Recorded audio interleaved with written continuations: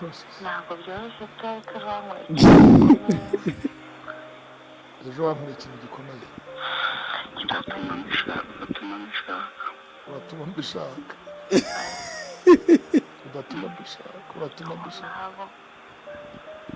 kandi niyo wabishaka wabyirinda ibyo ngibyo n'iby'umubiri bisanzwe niyo wabishaka wabyirinda ibyo n'iby'umubiri bisanzwe ntibizagutandukanye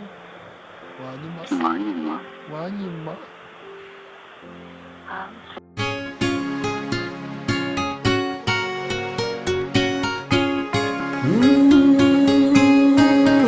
Emana we Yesu we ingoma yawe ni amamare oya ntabwo ashaka kubisubiramo yavuze ngo inkuru zirimo ziravuga ngo ntabwo bazi niba ari ukuri atari ukuri none se wowe waba uri umuntu wageze ahantu ubu yewe ubu wabageze hano ukayoberwa ko izi ntebo ziri hano oya zirahari ikintu so urumva iki gikakarubamba gikakarubamba urumva rero ari inkuru president yakoze ni ifite yanjye pe ariko kandi buriya baca umugani mu Kinyarwanda ngo ukiza abavandimwe arararama nkibaza kubera iki nongere mbisubiremo kubera iki udusaga nk'utwo tw'abagore n'abagabo bo muri izi nsengero zanyu cyangwa zabo president twisangamo no kwa Vitali yarashinjwe kari mu bantu batumye urugo rwa Vitali rusenyuka aba muri Brazil aba muri gospel kandi muri gospel niho hari uzareba amahano menshi aherere muri gospel amabi ameza ameshi muri gospel niho biherereye ukibaza rero bituruka kuki biterwa n'iki kubera iyihe mpamvu ibintu nk'ibyo ariko twavuga ngo kwa Vitali Brazil yaravuzwemo avugwamo ibintu birebire bitari na bitoya na Vitali biramubabaza cyane ariko kandi je president twigeze tunavugana nambwe ati wazagire inama Vitali agacyura umugore we ati ko nanamufasha mba muri komite yo mu Gatenga yitorera so urumva rero abimbere bazabazwa iby'imbere n'abinyuma bazajya babazwa iby'inyuma iyo ngiyo twigire n'ubundi turacyari mu matorero uyu waragira ati ndumva ameze nabi umuriro watse insayidira ngo ndi imfubyi muri sayidira rero sayidira ni hatari iriya nkuru wayikuye nawe rero nawe wigize papi urumva iyo ushaka gahunda tekinike ugomba gutanga ibintu bifite umucyo kandi abantu ukabaha ibintu ubona ko ibyo bintu bifite ireme kuko nibwo buryo bwiza iyo abantu bahaye ikintu bakabona ko ari ukuri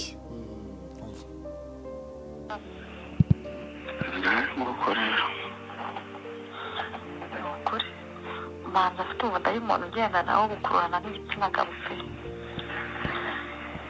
bwa mbere mbaye ejo ntabwo hanaguye amarira mu bimuri biraje wabaronse tukabimvayeho gutya manza ni ukuri ufite umudayimoni pe ngiye hari abantu benshi cyane bajya bakambwira ati nubwo wanze ukanga kunkunda mfata umugore wanjye nkamurongora nshushanya ko ari wowe kumva ko ndi bushushanye ko ari wowe akaba ari bwo nishyiramo akaba aribyo nishyiramo ntabwo nabazi nkibaza se ngiye mbabera ikigeragezo mbabera derira mbabera iki mwumva nabyo ngiye birambabaje birambabaje pe reka nkureke bitazana mu mutego da ntabwo byazaguta mu mutego pe ntabwo byazaguta mu mutego ni ukuri nta hantu twazahurira ntaho pe nta nubwo wanyuma ntabwo wabishobora cyakoze reka nkubwire birashoboka pe birashoboka kuko urukundo ugira n'impuhwe ugira n'uburyo umwibura utangamo keya zamuye kugira ngo umugore atumve ibyo arimo aravuga. bavuye umutima wanjye nawe ubakora, umutima wanjye nawe ubakora bakure, kuko umuntu urukundo rwose ampaye nzi neza ko afite umugore, ngira intimba n'agahinda ku mutima nkahita avuga ati amaherezo n'ubundi ntabwo ari umugabo wawe. Ibyo ngiye kwishyiramo ni ukwibabariza umutima, kuko nanjye muri njye ngira urukundo nkishyiramo umuntu ku buryo rushobora ntabwo hanyuma ndabizi ako kantu ko ntabwo wanyuma. ayo bose atani yanteye ntiwanyuma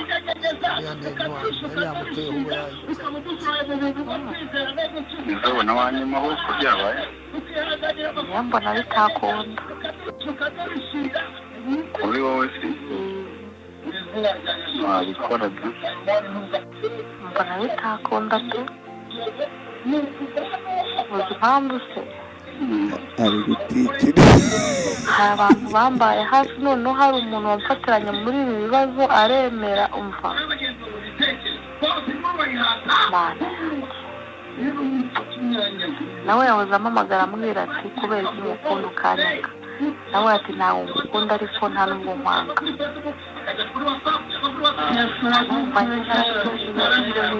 mba numva narabisezereye kuko no muri ibi n'ubundi byari bisanzwe umugore nawe ashobora kuba yarasambanye, kuko no kuva kera nabirwanyije muri njye, ariko shiduka byambaye, ariko umubabaro byantera n'ubusaza. Iyo ngize ikibazo hari n'igihe ko hari ingingo zihari avuga ati ndabishatse nta urama ndavuga ati wasanga ari muri audio ntabwo ari imwe zigiye zicana. ikintu iyo ngiyo avuga ngo urama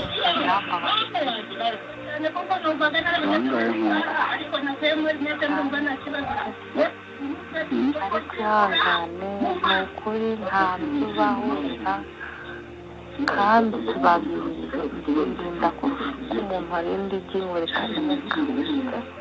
Birinda kurusha uko umuntu arinda iryingo ritameneka.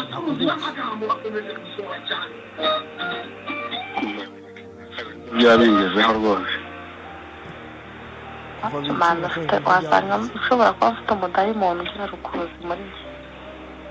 ikintu na kimana uzakinkora icyo ejo sinakubwiye cyane oya namarira nagahinda nagahinda narifite ntabwo mbizi gusa ntabwo ari kumara, ntabwo mbizi, ntabwo ari wabimbwiye wenyine, ntabwo ari wabimbwiye wenyine, gusa waramfashije uti warakoze, kuko nanjye sinaheruka kubona umuntu umwimuriza hanyuma y'imyaka 3 nibura ishize. Waramfashije nubwo naheruka kubona umuntu amwumuriza nkumva nibura hari ikintu kigabanyutse muri njye niba mfite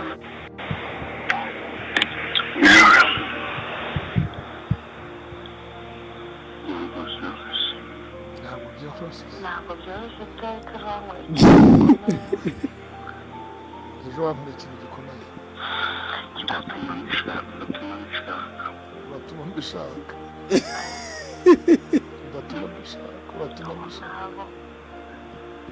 kandi niyo wabishaka wabyirinda, ibyo ngibyo ni iby'umubiri bisanzwe, niyo wabishaka wabyirinda ibyo by'umubiri bisanzwe. wanyuma ntibizagutandukanye wanyuma ngiye kukubwira ngo yirwe cyangwa hoya. mbwira rero ntabwo ngiye kukubwira ngo yirwe cyangwa hoya. yari yanayesiburiye bati wanyuma ikintu cy'ubwoba muri njye mu mutima, iyo ntekereza mvuga uwa wese ubona ubuzima ugahita usimba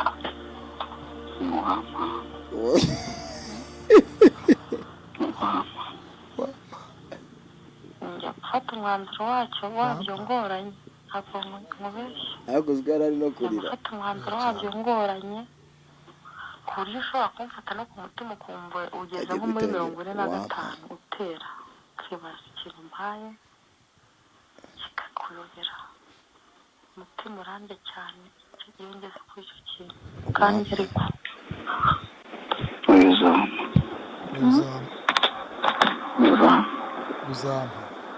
ntabwo byazakunda. ntabwo byazakunda. Hano Halo, karama n'iyindi waramutse. mwaramutse neza. Naguhamagaye mu gitondo ngo mubaze nimba utagiye gusenga ngo uzane bano bana. Nagaye amamesaje kanganya n'ikibazo byara. Mu gitondo Ntabwo ryari hose. umugore yanditse message Wowe amubwira ntabwo ngo iki koko. tega wumve. Numiwe. bazikwandikiye mu gitondo cyangwa iza nimugoroba? Ejo nyine. Ejo ni nijoro nimugoroba cyangwa nawe sinabanga yananiranye yavuga ngo ikigo. kandi twazibonaga buriya niyo mpamvu zanditse zikurikira. wanyima Ariko rwanda ubwoba nyine numiwe. ntabwo uteye ubwoba?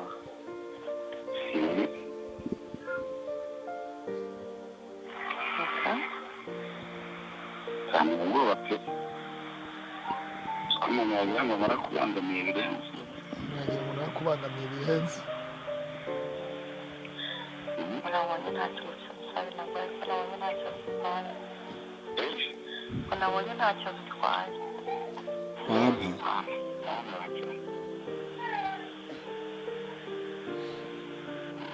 dutitiriza biterwa no Bashaka gushaka. wanjye mugabo yenda gutwara.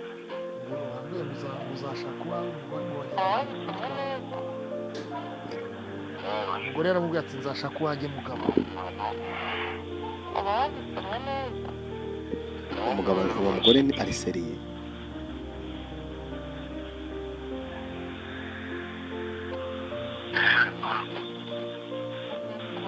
uwo muntu se afite umugore simuturanye se ikikondo Ntabwo nibeshye rwose. Ntabwo ariko ntabwo nibeshye. kubona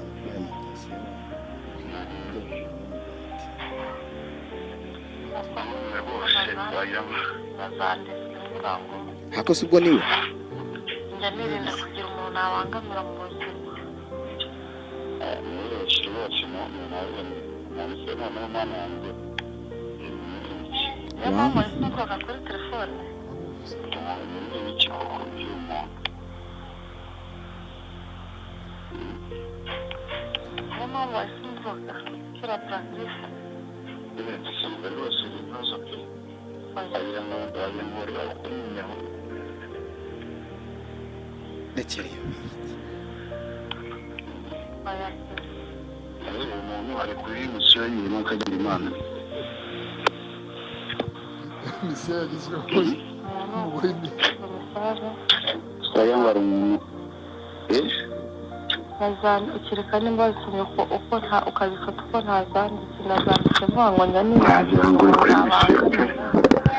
Wagira ngo uri kuri misiyo.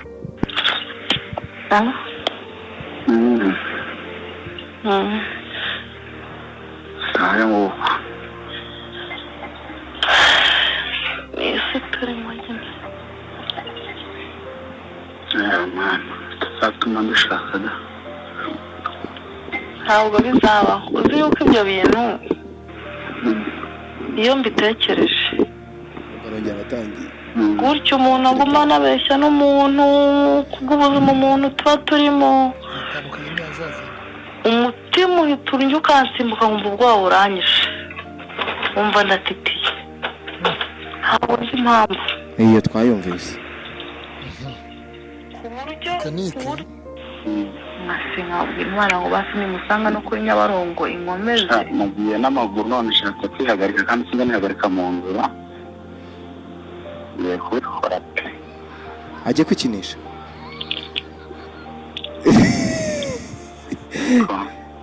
ajye kwikinisha ngo ajye kwikinisha byose biriho. abishatse bituma ashaka kunyara mu nzira.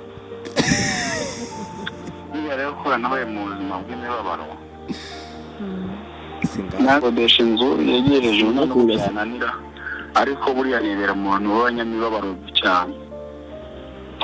nukuri pe narabibonye ndavuga inti nibaye buri wese yagiraga umutima nk'uyu ntiyifuza iby'isi nahise mvuga inti pe uko uvuga ngo iby'isi nanyuzwe ntabwo iby'isi bijya bintesha gusenga cyangwa ngo iby'isi bintere igihe nahise mvuga ibi bintu nibyo koko byahise bimpa icyigisho gikomeye cyane buriya mu nzu yanjye harimo intebe enye gusa ngiye kuvuga ibyo mu enye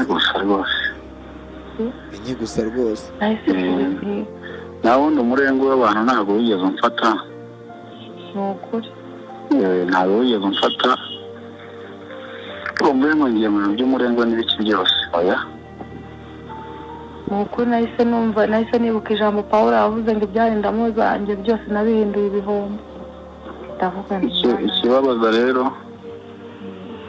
buriya kugwa kwanjye kereka ari ya mbabare naguye bari kuvuga ngo abantu ngo ni beza ngo ni icyoya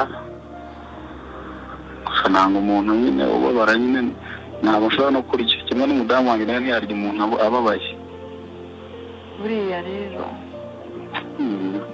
usibye ko isi ari mbi nanjye buriya nakundaga kujya mfasha nziza cyane buriya ni ejo bundi igihe mbura umwana nazindukiye mu butayu 10:00 njyana n'abantu babiri turazindukana barasenga ndangije nibuka igihe nahereye mfasha abantu ndabwira Imana ngo ese ni ibindi bahumembye ahubwo ndisi ngewe buriya sinzi ukuntu ibintu by'ubuhanuzi no kwerekwa simbikunda buriya ko nanatinye kubikubwira ariko nanabonye umwana umubona ariko umuntu useka cyane bari kumubona mubwira ngo dore buriya nabiceceka kubera ko abantu bagiye bambangirwaho kera mpita nanga impano y'ubuhanuzi nawe nayibonye byinshi ndarira cyane buriya ntabwo narize buriya nagiye mu butayu nka 10:00 ndarira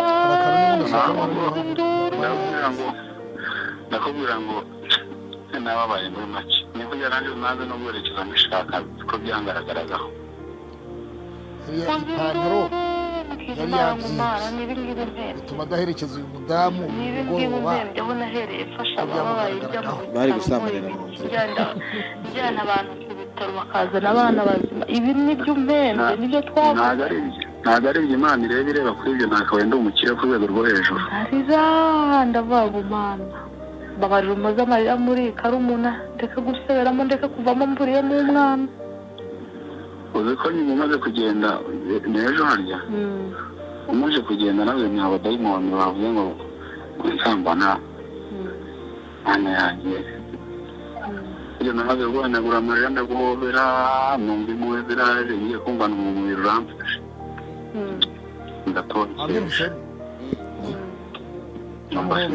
uramufashe arabishatse bijya bibaho igihe nyine umuntu akiri mu isi ariko ntabwo bishoboka niyo mpamvu ariko wagira ngo ni ikinamico ureba ukabona birahabanye pe hari ibintu ureba ukabona birahabanye biteye ubwoba rwose biteye ubwoba buriya nanjye ibintu by'ubuhanuzi usibye kuba we ibintu by'ubuhanuzi ntabwo nyapfa no kubyemera no kurota buri umugabo ajya kunywa amafaranga narabibonye ndabibona ariko ndangije ndavuga ati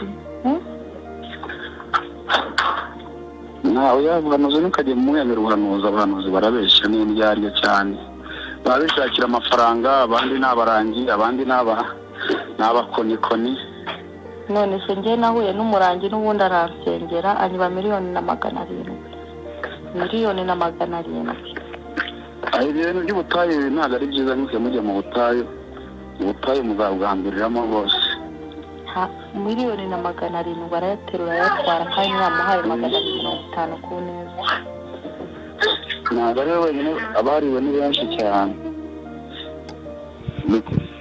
ndangije ndiheba reka gafite ishaka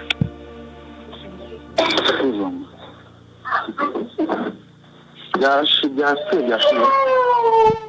aminyawe uwo ni Elize Elize Nsengimana Elize uyu Nelse mwabwiwe n'iki karerize asa ubu ntumwumva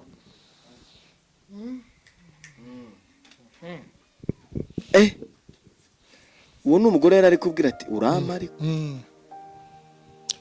uko bimeze uyu mudamu waramubonye ariko wabonye ikiganiro cye warakibonye waramukoresheje n'ejo yakoze ikindi iwawe none ashaka fotegi rwose presa yiguye nta kibazo gifite isaha n'igice ari gusobanura uburyo Jerry presa guhe fotegi ndayikwemerera yibemereye so uko byagenze uyu mudamu yasengeraga muri ADPR ya Karumuna uburo noneho nibwo ikiganiro gitangiye wabyumvise neza yego nigishaka kimara amasaha 3 abantu bakirebe uyu mudamu atuye muri aka karere k'Ubugesera umurenge wa Ntarama akagari kakanzenze Karumuna hariya Karumuna urahabona wambuka Akagera uyu mudamu avuka mu karere ka Burera yaje gushakana ngo n'umugabo ariko ntibasezerana babyarana abana 3 baratandukana bamaze gutandukana uyu mudamu ngo yaje kujya gusengera mu itorero rya ADPR mu Karumuna amaze gutandukana n'umugabo ariko aza kugira ikibazo uko abyivugira ubwe haza kuboneka umugabo utagira umugore amusaba kujya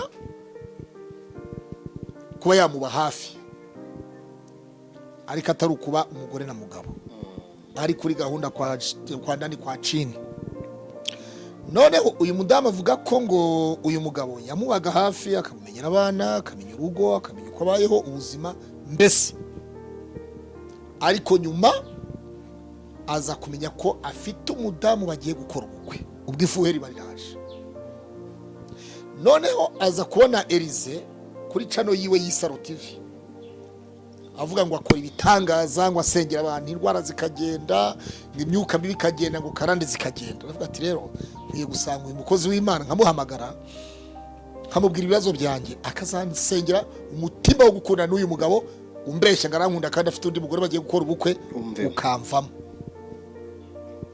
ahamagara Elize ngo ahamagayirize Elize amuyobora igikondo mu itorero ryitwa inkuru nziza hari akarugira hejuru yo mukobo hanyuma mudamu yaje kugenda abonana na Elize mbere yuko amateraniro anatangira aramwibwira amubwira akantu kose amubwira umuzimu wamufashe daimoni yamufashe arabimubwira byose avuga ko nta n'ikintu akora noneho ngo bigeze hagati mu cyumba cy'amasengesho cyo kuwa kabiri Elize aravuga ngo hano hari umudamu waturutse Bugesera ngo yaba yaje kandi babonanye yamubwiye byose ngo yaba yaje wayumvise imitwe mudamu ngo niba yaje ngo niba ari hano nahaguruke mudamu arahaguruka ngo kandi ufite ngo ndakubonaho n'icyaha cy'ubusambanyi ngo ufite irari ry'ubusambanyi ngo ndakubonaho n'icyaha cy'ubusambanyi mu bantu kandi yabimubwiye ari wenyine amwaturira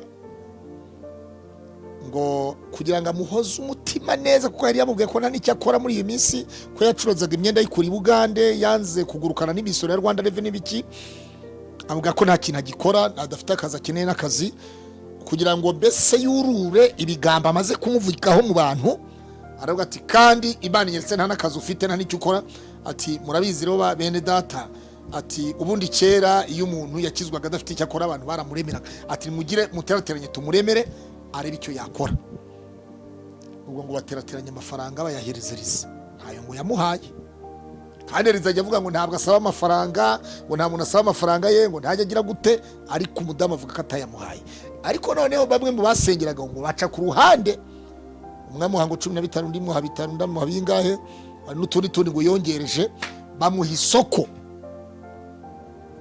Elize amuha isoko ryo kujya agemura amazi buri wa kabiri abakristo abantu baje mu cyumba cy'amasengesho cyo kwa kabiri bakamugurira amazi nta muntu wari wemerewe kugurira irizi ngo ari kure muri botike arizane ku cyumba cy'amasengesho wabyumvise ndagira ngo ugende ubyumva neza ndiko kumva uburyo yageze akabishaka ikiganiro akubwiye ngo nibwo kigitangira kuko ubu turaza tugere no muri ribu ndani noneho umudamu atangiye kurangura amakarito y'amazi na juice n'utujuice turadutoye kugira ngo abana babandi bafite abana bakeneye guhoza abana nuko bigende neza. Hanyuma abakameramani muze kureba izuba niba ritajya muri kamera. Hanyuma icyakurikiye uko byaje kugenda rero byagenze gutyo bigenda gutyo urumva nibwo Elize yajyaga aganira n'uyu mudamu baganira nyuma yaho igihe kimwe ari kuwa kabiri bakagumishemo ahubwo igihe kimwe ngo ari kuwa kabiri umudamu yagiye kujya gusenga. Umudamu afite abana batatu, babiri ngo yari yabajyanye ku rusengero Gikondo, undi mwana w'imyaka ngo 9 umunyeshuri muri primaire. Elize ngatindana abakirisitu atindana abakirisitu mu cyumba cy'amasengesho harimo na wa mugore kuko urumva umugore yagiraga ikiraka cyo gutanga amazi yagira ngo ubwo atinde yishyurwa. Aha yego. Noneho umwana wa mugore gaza gutaha nijoro nko mu masambira ageze ku gipangu asanga igipangu kirakinze kuko nta gapangu karimo abantu benshi abapangayi benshi bari bakinze. Umwana agira ngo ngire yatashe aravuga ati arambaza aho narindi nk'umwana muto arangije gahita ateka imitwe yo kwigira i Nyanza kwa papa w'Inyanza ya Kicukiro. Ntati cyafite ngo ajya ku muhanda kuri kaburimbo, abapolisi baturafite bamubonye ku cyapa hariya mu Karumuna baramubaza bati wa mwana we kuri hano bitaye amasaha, ati ndimo ndajya i Nyanza, ati kwa papa, ati kandi nta n'itike mfite, ati bunyiriyeho. Abapolisi bamute aturahibuka neza urahaza, ati ndahaza. Bamutegera ari ifuti. Umwana bageze igahanga abwira uw'imodoka baramubwira ngo aho njya ndahageze. Bati nahanga uviramo wa mwana, ati nahanga ndahaza. Umwana avamo yari yibeshye ko yagize ngo ni Nyanza kumba ari igahanga. Umwana avamo nuko umwana uramugore uwo mugore nyine burira saa 3 saa 4 abanyonzi barimo barataha bati umwana se bite baturategasha atoya ati nazimiye ati modoka imwe mu Karumuna nazimiye batubajyaga ati najyaga i Nyanza atusahibuka tubusimibuka ndabona ari ninjoro hamaze kuba basi. Umwana bamutwara kuri ribu ya Gahanga. Ribu iramufata, umudamu atasha ageze mu rugo asanga umwana ntawe. Ahamagaririza ati rero nabuze umwana mumfashe gusenga, umwana wanjye namubuze. Ati ntashye ntawe mbona mu rugo, ati n'abaturanyi bambwiye ko ntawe bigeze babona. Nuko Elize aramubwira ati rero reka dusenge mu gitondo, nihaboneka mu gitondo nta makuru araboneka y'uwo mwana uze dukora ikiganiro ku Isaro TV muri studio muhiri wanjye y'Isaro TV turangishe. Ati abantu benshi bakunda kureba Isaro TV bashobora kubona turangisha turi kumwe nawe mu kiganiro, tugatanga nimero za telefoni zanjye n'izawe, umwana ashobora kuboneka. Nuko mu gitondo baravugana na Elize. Elize ahamagara umudamu, umwana se ntaga ati ngwino dukora ikiganiro. Umudamu rero aragenda ngo agenda yambaye ikanzu, niba ari ikanzu ngo y'ibubu, afite n'ishakoshi irimo igitenge, agera kwa Elize ngo bikubita muri studio. Ngo hari babana batoya nyine bari muri studio ya Elize. Elize arabasohora, amaze kubasohora ngo afunga studio arayikinga. Ayikinze abwira umudamu ati tubanze dusenge mbere yo gutangira ikiganiro duhagaze. Umudamu ngo afata igitenge gikura mu ishakoshi, ngo ni inkuru yivugiye agiye kwamara ngo yango igitenge cyihorera. Atoya ati nubaha Imana, ati natojwe Imana ntabwo, ati iyo umuntu avuye mu byaha yubaha Imana. Ati rero tugiye gusenga kandi iyi akaba ari studio ukora mu biganiro by'ivuga butumwa, reka namenye ngo igitenge cyihorera. None mu gihe atagiye gusenga arimo arasenga nka ya filime Gafaranga yajyaga kina za filime Bishop Gafaranga yakinaga za comedy. None mu gihe arimo arasenga Elize ngamanuri intoki azamura ibubu, umugore ngagiye kumva yumva intoki zigeze ndani kwa chini muri systeme, we yaranivugiye ngo mu gitsina ashoramo intoki. Ko ni ikiganiro giye nakoranye nawe namusaze muhiriwe yagihamagariye. Elize ngajombamo kwa Jane ashumanura intoki ibintu nk'ibyo. So abantu batwihanganira hari urumva ni imvugo nyine shoye intoki mu gitsina ndani, nta nubwo yakozeho ahubwo yinjijemo ndani. Aramaze tiro ate twakira Yesu atoya tumuntu wese asenga uko umwuka mutegetse. Ati jewe senga bitandukanye, iyi Imana imbwiye ngo nkore gutyo nsenga mfashemo gutya ninjijemo intoki. Hanyuma umugore aratuza. Oya ngo byahise bihindura isura. Urumva umugore afite agahinda k'umwana we yabuze, undi nawe ari mwishimisha mubiri. Arimo aramwagaza. Arimo aramwagaza atagakika, afite ikibazo cy'umwana ahari famiye y'umwana iri mu maze ngo umwana ari hehe n'ibiki byose ntazabwira famiye ngo umwana namubuze gutya undi we ari mu nshimisha mubiri arimo arashora intoki kwa ndani kwaciye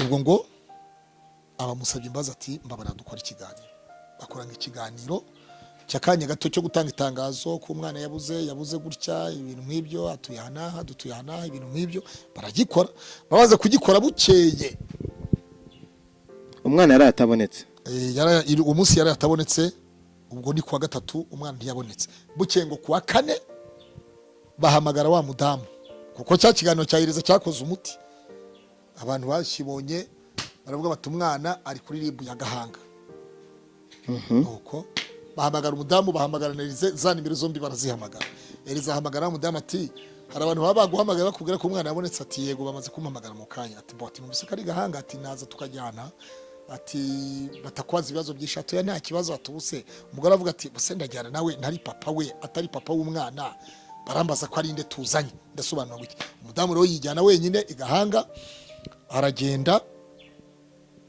umwana baramumuha arataha n'umukarumuna noneho rero muri izo audio zose harimo niho batangiye ubundi Elize niho yatangiye guteretera nyirizina uyu mudamu kuko yaramuhesheje umwana noneho birakomeza biratutumba muri iyo minsi biratutumba uyu mudamu ngaza ku hari umudamu umwe ngo w'umuhanuzi kazi baje gusengana noneho ngo basenganye umudamu umwe ngo wo mu Mubirigi wigeze kuza gusengera kwa Elize yaje mu Rwanda ngo atanga n'ibitenge muri icyo cyumba cy'amasengesho cyo kwa Elize aha nimero uyu mudamu wo mu Karumuna noneho ngo yaje guhamagara uyu mudamu wo mu Karumuna aramubaza tese nta muntu w'umuhanuzi wizera neza uzi gusenga twasengana ko mfite urubanza mu Rwanda aho ngaho i Kigali ati buriya nari naje mu bintu by'imanza ati nta muntu w'umuhanuzi wizera neza uzi gusenga neza w'umuhanuzi bye ubwo n'uyu mudamu wo mu Karumuna rero aramubwira ati hari umudamu uzi amupashe nimero wa mudamu w'umuhanuzi niwe mu Karumuna rero baraganiraga aramubwira uwo mudamu aramubwira ati ihane ndimo ndabona hari umuntu w'umuhehesi umubwiriza butuwa kandi uvuga iby'Imana atabirimo mbona hagati yawe nawe ndabonamo communication kandi communication izabyara ikibazo aramubwira ati numuvuga butumwa yitwahirize yahise anabivuga ntiyavuga ati bani mbabarire ubuhehesi guheheta kuri telefone mani mbabarire ubushurashuze nashurashuranye n'umugabo kuri telefone arangije avuga karerisi noneho wa mudamu w'umuhanuzi abikoza wa mudamu wo mu Mubirigi ahamagaririza bimubwira aho ni intambara zaturutse rero Emi watangiye kumva ikiganiro oya watangiye kucyumva cyangwa urimo nawe uraza kucyumva nk'abandi kuri YouTube ndi kukumva hanyuma aho ni intambara zaturutse Elize ahita ahamagara uyu mudamu Elize ahamagara uriya mudamu Mukeshimana Vestina avuga ati wowe ni gute cyo kuvuga ngo naguteresa ibintu nk'ibyo by'iterabwoba bese ibintu nk'ibyo nuko bya kuvuga ngo wandi kodiza ati amajwi yose wandi kodinze ndashaka kuza yose ukayasiba turi kumwe urumva babi inzira ziba zibyaye amashyari undambwa atoya ntayo aturumva nuko ubwo mudamu telefone ye ngo nuko Elize ati abonye ko byamenyekanye n'abantu bo muri komite batangira kumenya urumva umudamu wo bubiri yahise aribwira abantu bamwe basenganaga na Elize ahita atangira kujya yizana icupa ry'amazi mu cyumba cy'amasengesho kandi ubundi itegeko ryari ukugurira wa mudamu amazi noneho bamwe mu basengana batangira kwibaza wa mudamu ati tubwire wowe n'umuyobozi w'icyumba Elize cy'amasengesho mupfiki ko ari we watubwiye ngo tuye tukugurira amazi tukaba twabonye yatangiye kwizana amazi cyangwa se rimwe na rimwe yatwajwe n'umugore we nukubera iki ati rero buriya ibyo dupfa ati buriya muzabimenya nabi bamuzamubaza azabibabwira atoya wowe batubwiye se tugafatiye n'igihe biba bikiri bugufi ibibazo tukabifatira bugufi ati kuko ati twagerageje kumubaza impamvu asigaye yizana amazi atubwira ko utari umwizerwa ko ufite ikibazo kutari umwizerwa nuko bukeye ku wundi wa kabiri Eliza aravuga ngo hari umudamu hano mu rusengero untereta kuri telefone, yashatse kuntereta kuri telefone, sugar mami, ni umusambanyi, ni umuntu umeze gutya, ni umuntu ibintu nk'ibyo. Nuko noneho ubwo ngo barabivuze. Umuntu umwe wo muri komite yo kwa Elize mu bantu basenganaga abaza umudamu ati rero ko twumvise ibintu bishobora kuba byerekeza kuri wowe. Umudamu abwira uwo muntu avuga ati jewe niyibesha ati hari umudamu yasohoye amuvuga mu rusengero, je namvuga gutyo mu rusengero nzamena umuceri, noneho muzamenya icyo dupfa na Elize. Urumva aho rero niho intambara zaturutse bitangira bityo. Elize wa mudamu yumvisha amajwi bamwe bo muri komite. Nujya no kuri channel ya Elize urumva bikiganiro avuga ko hari abantu bamusabye guhura n'uwo mudamu akamuha amafaranga ngo bimaze amezi ari cyangwa 3, izo ndongo zimaze amezi ashikira kuri 4 cyangwa 3, ngo bamusabye ko yaha amafaranga uwo mudamu ngo kugira ngo izo ndongo zitazajya mu itangazamakuru. Wabyumvise? Noneho rosasa Elize abonye bimeze gutyo byamaze gufata indi sura kugira ngo yenda bitafekta ku rugo rwe, ajya kurega umudamu kuri ribu ya Gikondo. Ribu ya Gikondo ngo ihamagara uriya mudamu. Mudamu aravuga ati muhamagara ari kuwa 5 mu masaha 6 ntabwo niteguye, nzaza kuwa mbere. Umudamu ngo agenda kuwa mbere na Elize bose baritabana. Noneho ubwo bitabanye umudamu abumvisha amajwi aravuga ati to uyu Elize kuba rero ari jewe na Elize ninde wakoze amakosa kuruta undi, yarakwiriye gushora intoki mu myanya y'ibanga y'igitsina cyanjye, naje muhungiraho mubwira ngo ndashaka gukizwa bikuvuyemo kugira ngo asambanye ku ngufu muri studio yiwe hano Gikondo. Wumvise uko rwambikanye? Nuko ubwo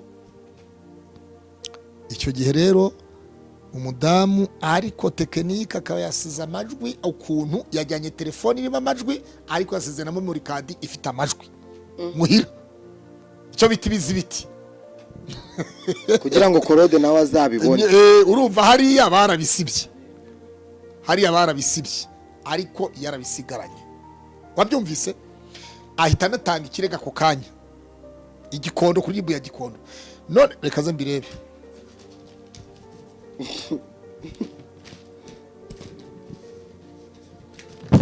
Shawamaye mfite intebe nke, ndaguha 2 nsigarana 2.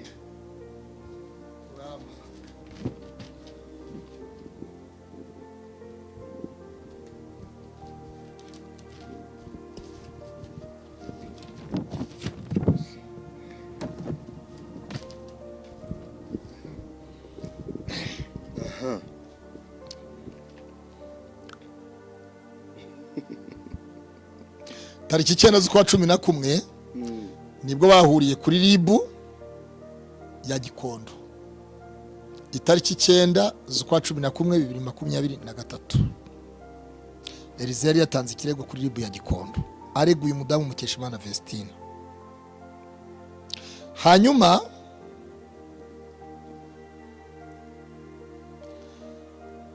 tariki 9 Elize nibwo yatanze ikirego, umudamu yitaba ribu ya Gikondo 12 z'ukwa 11 2023 hari kuwa mbere.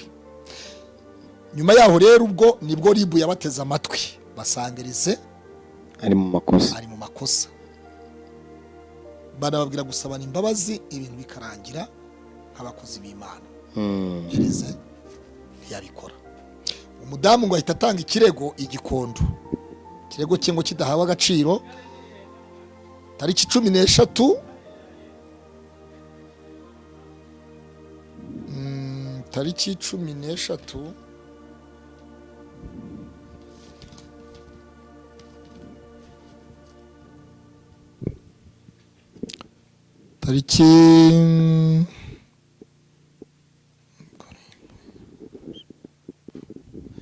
tariki hari birizwa mbere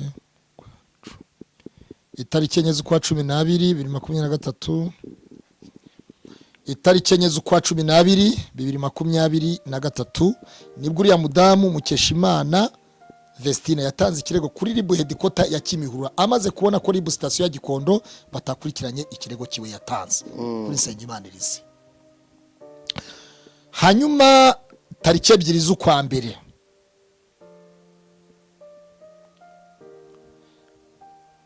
ngo abonye ko kuri Ribu Hedikota batamuhamagaye bamubaze ku kirego cye ko cyakiriwe, bagira ibyo bamubaza ku bijyanye n'ikirego yatanze. Tariki 2 z'ukwa mbere nibwo ngo yashatse nimero y'umuvugizi wa Ribu Dr. Murangira Bitseri aramwihamagarira.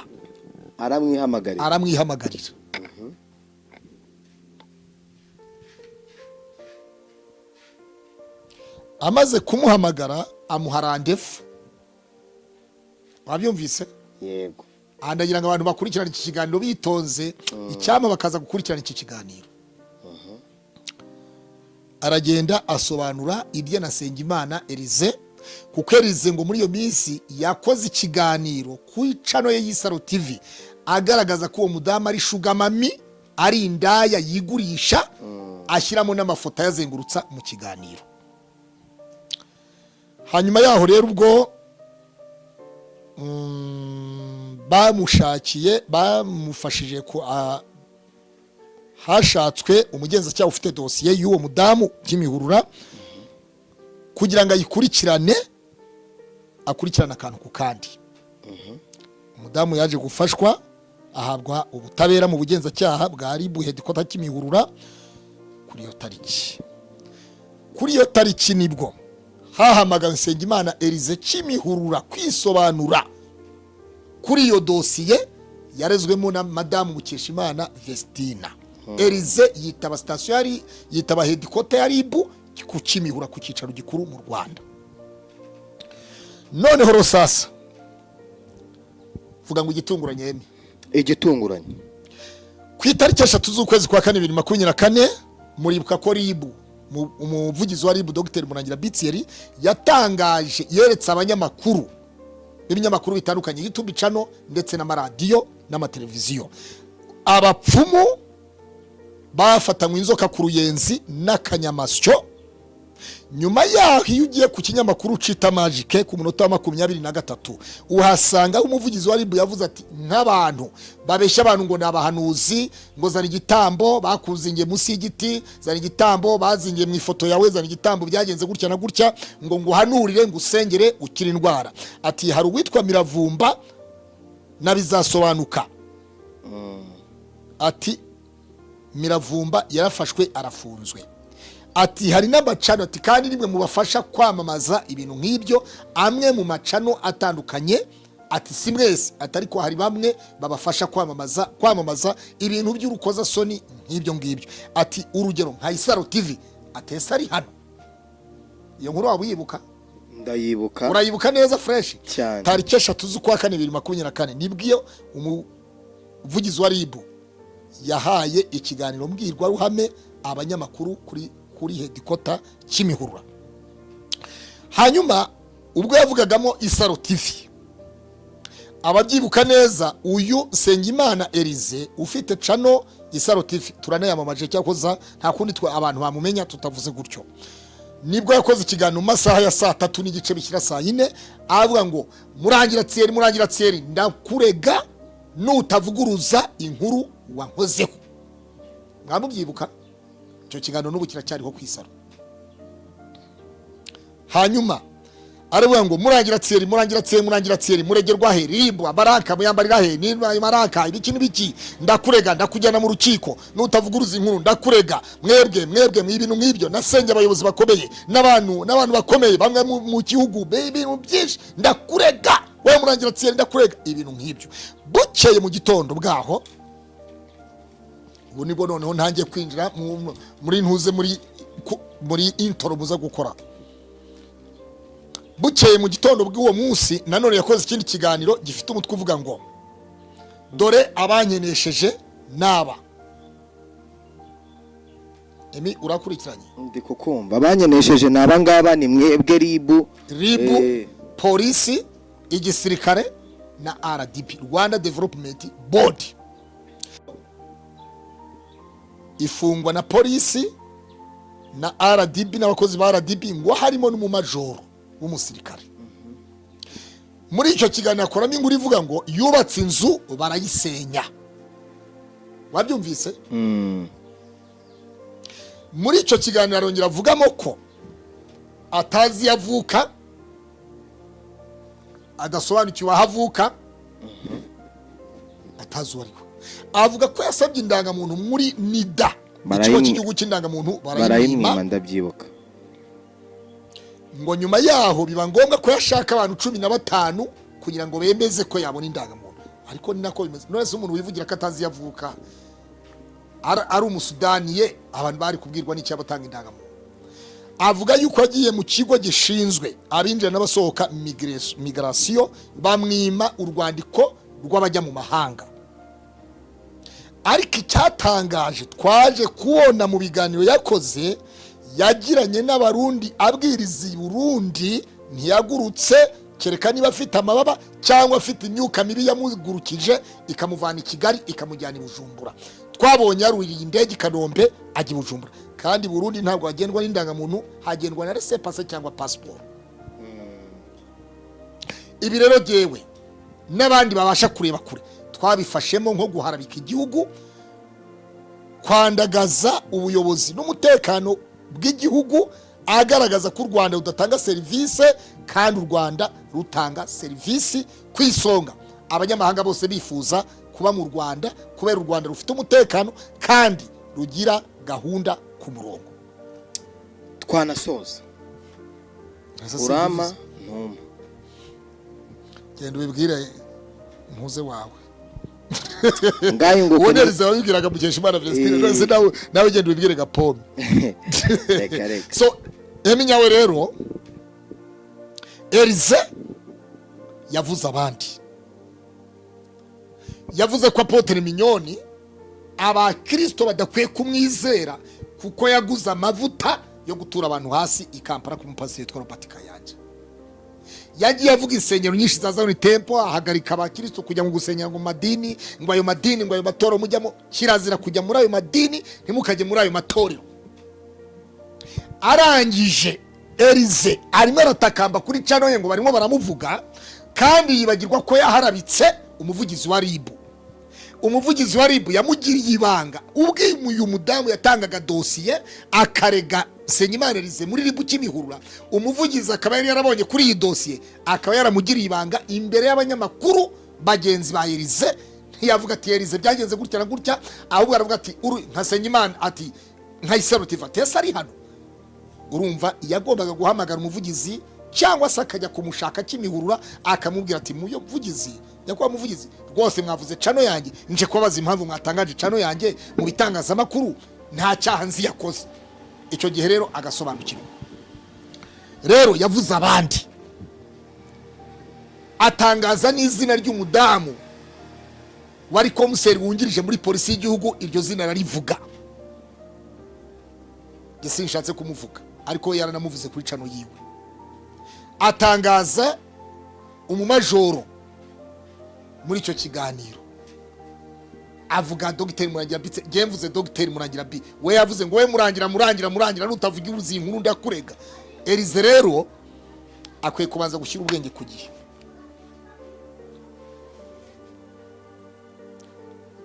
Icyo bita gutekereza, agatekereza neza fresh.